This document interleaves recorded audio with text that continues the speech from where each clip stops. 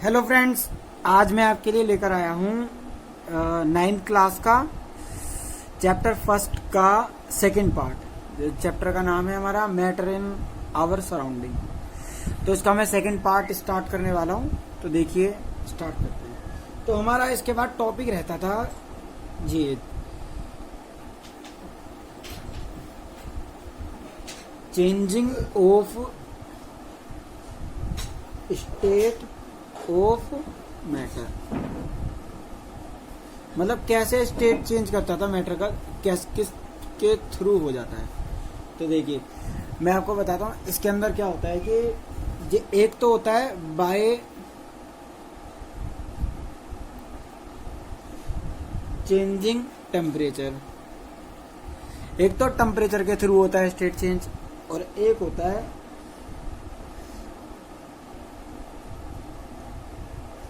By changing pressure. ये दो तरीके से होता है। तो देखिए, मैं आपको बताता हूं, जैसे कि कोई चीज सॉलिड है। अब सॉलिड के अंदर हम क्या करेंगे, सॉलिड से होता है चेंज लिक्विड के अंदर, लिक्विड से गैस। मान लीजिए इसका एक एग्जांपल ले लेते हैं, आइस। आइस पे अगर हम टेम्परेचर देते हैं हीट, तो वो क्या लिक्विड फॉर्म में आ जाती है, आती है ना। और लिक्विड में जब आ जाती है तो वो वाटर की फॉर्म में आ जाती है, वाटर। अगर हम वाटर को हीट देंगे तो वो आ गई किस फॉर्म में, वेपर की फॉर्म में। और वेपर जो होते हैं हमारी गैस की फॉर्म में होता है। तो इस तरीके से टेम्परेचर की तरह भी हो जाता है। और इस प्रोसेस को हम रिवर्स भी कर सकते हैं, यहाँ से इस तरीके से, ऐसे अपोजिट, मतलब कि वेपर से आइस, हीट। तो ये सब इस तरह से हो सकता है। तो आइए अब हम प्रेशर की बात करते हैं। तो देखिए, प्रेशर से क्या होता है, मान लीजिए कोई गैस है। गैस पे हम क्या करते हैं, हमने उस पर प्रेशर डाला बहुत तेज। तो प्रेशर डालेंगे तो वो लिक्विड फॉर्म में आ जाएगी। किस फॉर्म में आएगी, लिक्विड फॉर्म में। लिक्विड फॉर्म में आने के बाद जब हम उस पर भी अगर हम प्रेशर देते हैं तो वो हमारी आ जाएगी सॉलिड फॉर्म में। मान लीजिए वाटर वेपर से, वेपर्स को हम प्रेशर देते हैं तो वो लिक्विड वाटर के अंदर चेंज होता है। अगर वाटर पे भी अगर प्रेशर बनता है तो वो हमारा आइस की फॉर्म में आ जाता है। मतलब कि टेम्परेचर का रिवर्स प्रोसेस। या फिर CO2 ले लो आप। CO2 हमारी सॉलिड के अंदर ऐसे हो जाती है। CO2 हमारी होती है ड्राई आइस। ड्राई आइस भी इसे कहा जाता है, CO2 इसका एक कॉमन एग्जाम्पल है। तो अब हम इनको थोड़ा डिटेल में पढ़ते हैं। देखिए,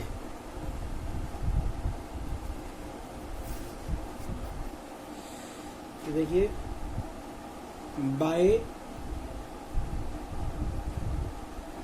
changing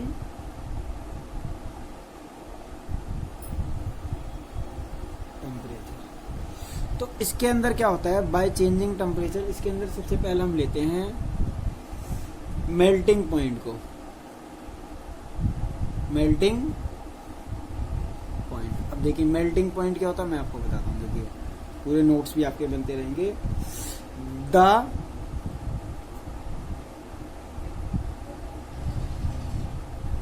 temperature at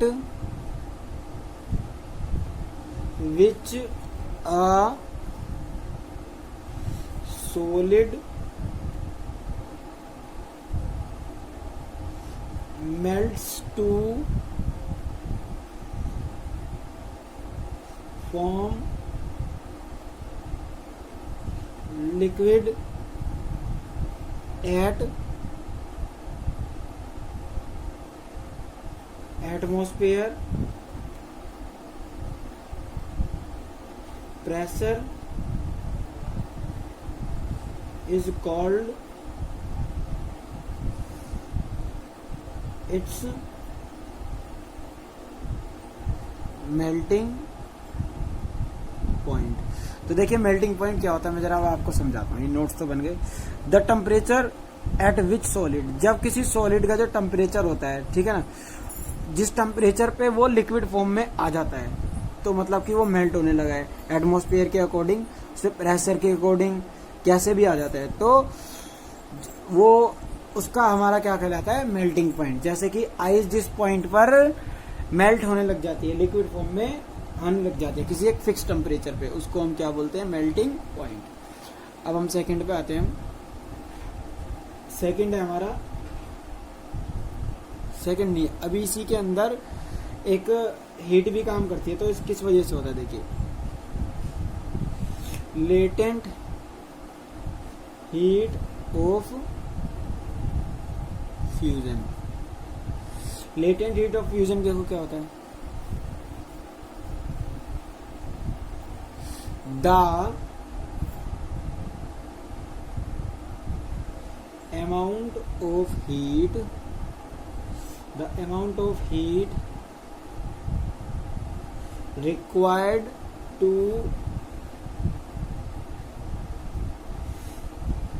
change 1 kg solid to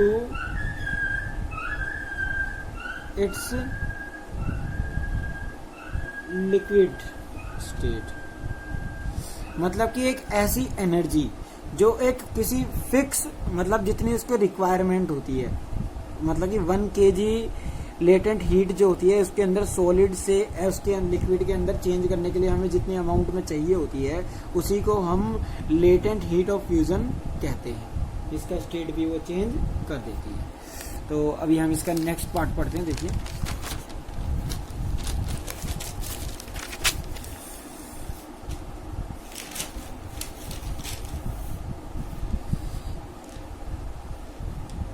second हमारा बॉइलिंग पॉइंट। बॉइलिंग पॉइंट, तो देखिए बॉइलिंग पॉइंट क्या होता है मैं बताता हूँ, पहले नोट्स लिख लेते हैं। The temperature eight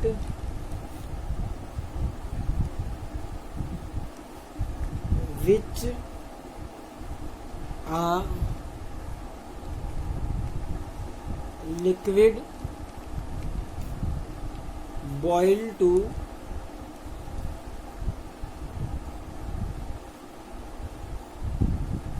form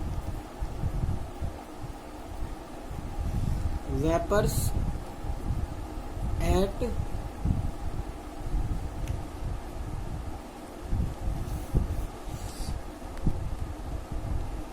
atmosphere pressure called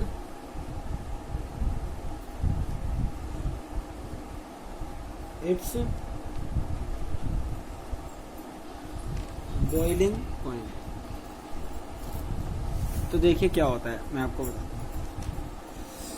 the temperature at which a liquid boils, जब लिक्विड फॉर्म में जो है उस पे यहाँ अगर हम टेम्परेचर उसका अगर हम बढ़ा देते हैं, जैसे कि कोई पानी गर्म हो रहा है तो वो लिक्विड ही होता है, अगर वो गर्म हो जाता है तो वो जिस टेम्परेचर पे बॉईल होना स्टार्ट हो जाता है, जिस टेम्परेचर पे जो उसकी बॉईल होने की जो डिग्री होती है वो होती है 100 डिग्रीज, हमारा जो बॉइल वाटर की जो टेम्परेचर नापा जाता है। तो वो प्रेशर के थ्रू हो सकता है, टेम्परेचर के थ्रू, दोनों तरफ से हो सकता है, तो उसको हम बोलते हैं बॉइलिंग पॉइंट। क्या बोलते हैं, बॉइलिंग पॉइंट। इसके अंदर भी एक एनर्जी वर्क करती है, तो वो कौन सी एनर्जी है मैं बताता हूँ। देखिए latent heat of vaporisation.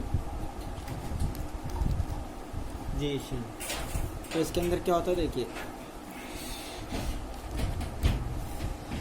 The amount of heat required to change 1 kg liquid to it's gases state. मतलब कि ये वो एनर्जी होती है जिस फॉर्म में जो जितनी एनर्जी इसको जरूरत होती है लिक्विड से वह गैसेस फॉर्म में चेंज करने के लिए पर केजी के हिसाब से, तो उसको हम लेटेंट हीट ऑफ वेपराइजेशन कहते हैं। लेटेंट हीट ऑफ वेपराइजेशन कहते हैं। तो देखिए अब हम आगे चलते हैं। अब हमारा आता है, ये तो थे हमारे, अब हम पढ़ते हैं by the temperature.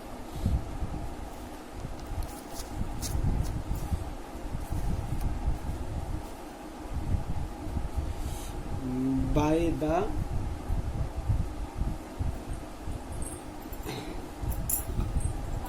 Changing temperature.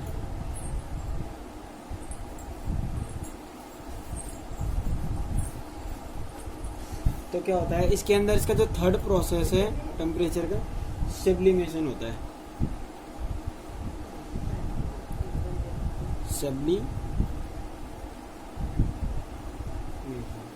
तो सब्लिमेशन देखिए क्या होता है, मैं आपको बताता हूँ। पहले नोट्स लिख लेते हैं इनके।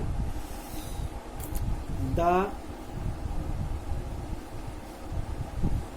Change of solid directly to vapor on heating and vapor into solid on cooling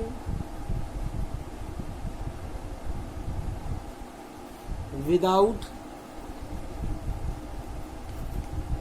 passing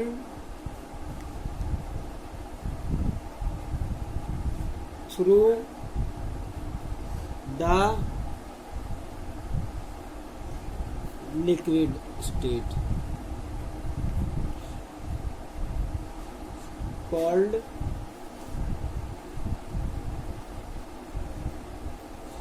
sublimation. तो देखिए सब्लिमेशन किसे बोलते हैं? The changing of solid directly vapour in heating. मतलब कि ये वो प्रोसेस होता है जिसके अंदर सॉलिड से हम डायरेक्ट वेपर के अंदर चेंज कर लेते हैं, ठीक है। और जैसे, और जो वेपर से सीधा हम सॉलिड में भी चेंज करते हैं, मतलब कि इसका रिवर्स प्रोसेस हो जाता है जो इसके अंदर डायरेक्ट प्रोसेस होता है। तो उसके कुछ एग्जांपल्स भी हैं। एग्जांपल के अंदर ले लेते हैं हम कैम्फोर।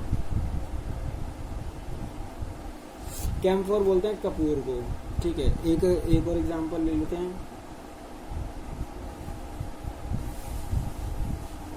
Ammonium chloride. और उसके बाद आ गया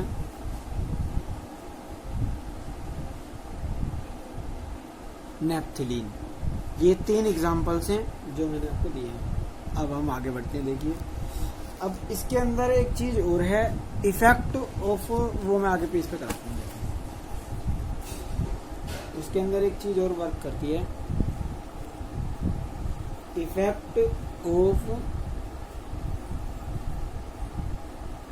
चेंज ऑफ प्रेशर। तो देखिए क्या इफेक्ट पड़ता है जब प्रेशर चेंज होता है। तो मतलब ये इसका कुछ गुणधर्म है जो स्पेशल बात है इसकी। तो उसके नोट्स लिखेंगे पहले हम। तो देखिए, if we compress a gas in a cylinder, the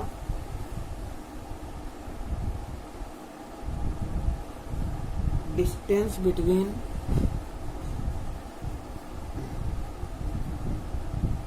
the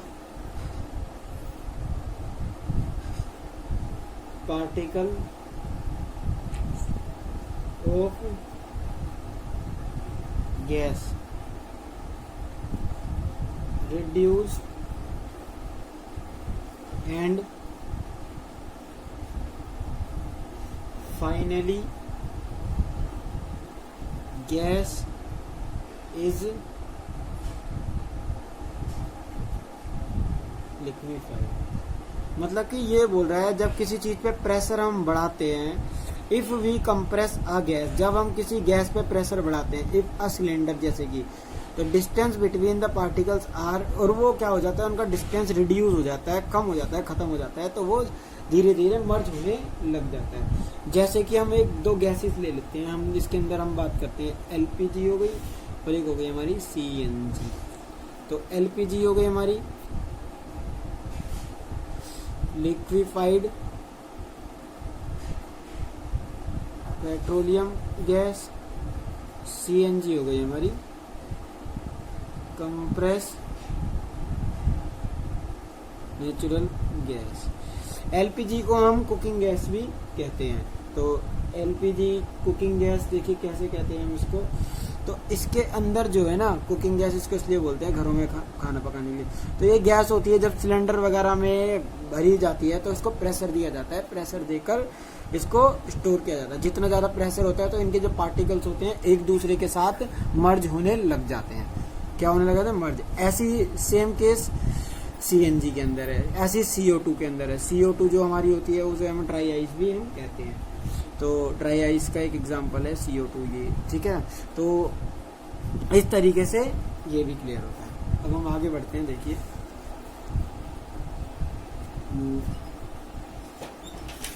अब हमारा जो टॉपिक है वो है वेपोरेशन।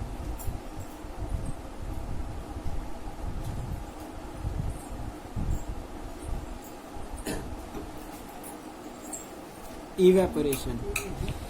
इवेपोरेशन देखिए क्या होता है। इवेपोरेशन मैं आपको नोट टाइप में बताता हूँ।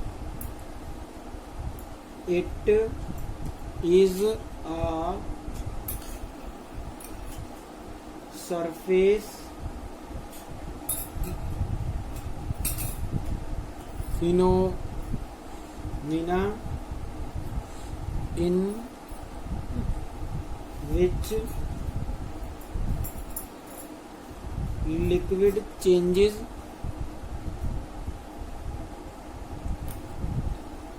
into vapors at any temperature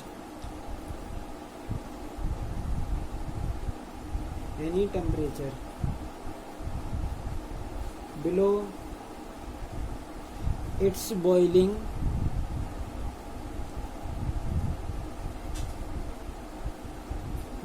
point is called evaporation. तो क्या होता है देखिए इसके अंदर मैं बताता हूँ आपको, मैंने नोट्स भी बनाए इसके। It is a surface of phenomena in which liquid changes. जब लिक्विड को हम टेम्परेचर देते हैं तो वो वेपर्स के अंदर चेंज हो जाता है। तो वेपर्स की फॉर्म में, तो वो वेपर्स क्या होते हैं, आसमान में उड़ जाते हैं बाय द टेम्परेचर। तो वही हमारा बॉइलिंग पॉइंट होता है, उसी को हम क्या कहते हैं, इवेपोरेशन। जैसे कि हम एक बर्तन में पानी ले लेते हैं, इस पे टेम्परेचर लगाते हैं, टेम्परेचर मतलब कि हीट देते हैं उस पे, तो वो क्या होता है, पानी उबलने लग जाता है। तो वो वेपर की फॉर्म में ऊपर उड़ जाता है और गायब हो जाता है। उसी प्रोसेस को हम क्या बोलते हैं, इवेपोरेशन। तो इसके कुछ फैक्टर्स होते हैं, देखिए मैं बताता हूँ आपको, लिख देता हूँ मैं। Factors affecting evaporation।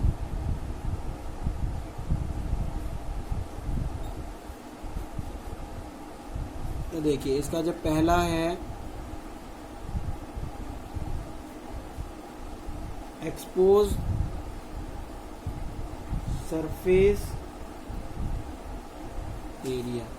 Expose of surface area का मतलब ये होता है जितना ज्यादा सरफेस होगा उतना ज्यादा उसके अंदर उतनी क्विकली इवेपोरेशन प्रोसेस होगा। जैसे कि ये एक बड़ा एरिया है और एक गिलास पानी के अंदर छोटा सा एरिया होता है, तो जितना ज्यादा एरिया होता है उतना ज्यादा हमारा एक्सपोज ऑफ एरिया होता है उसके अंदर, ये इफेक्ट करता है इसको। और हमारा सेकंड है टेम्परेचर, और टेम्परेचर भी करता है ये। अब जो उसके अंदर टेम्परेचर होगा, जितना ज़्यादा टेम्परेचर होगा उतना ही ये तेज़ी से वर्क करेगा, उतना ही ज़्यादा इवेपोरेशन होगा जल्दी जल्दी। और अगर वो कूल होगा तो नहीं होगा, कूलिंग के अंदर नहीं होगा। और थर्ड है हमारा ह्यूमिडिटी। ह्यूमिडिटी क्या होती है? आर्द्रता।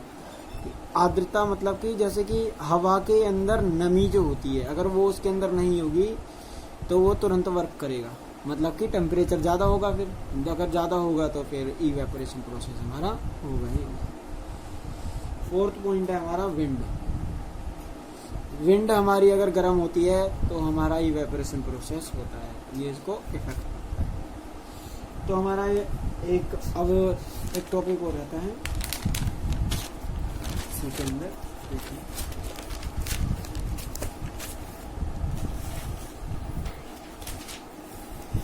तो अब इसी के अंदर है हमारा इवेपोरेशन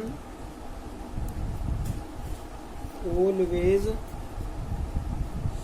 कॉजेज कूलिंग। तो क्या होता है, जो भी इवेपोरेशन प्रोसेस होता है हमेशा वो कूलिंग प्रोवाइड करता है। तो ये हमें लिखना है, देखिए नोट्स बना देते हैं इसके। The cooling caused by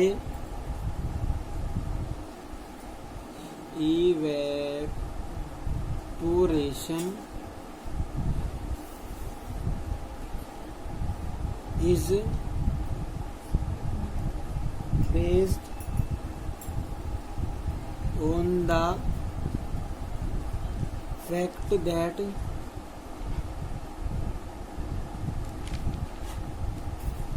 when a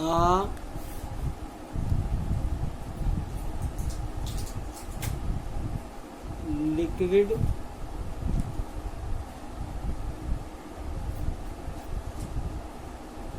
evaporates,